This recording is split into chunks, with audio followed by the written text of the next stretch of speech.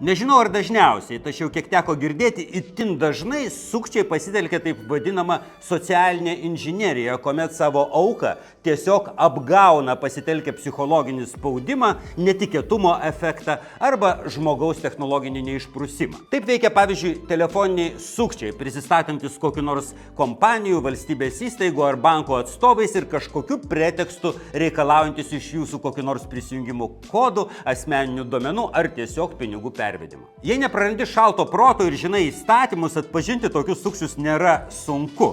Jokia oficiali įstaiga niekada neprašys jūsų slaptažodžių, prisijungimo duomenų ar kokiu nors kodu. Antras pagal populiarumą duomenų praradimo būdas yra nesaugus slaptažodžiai.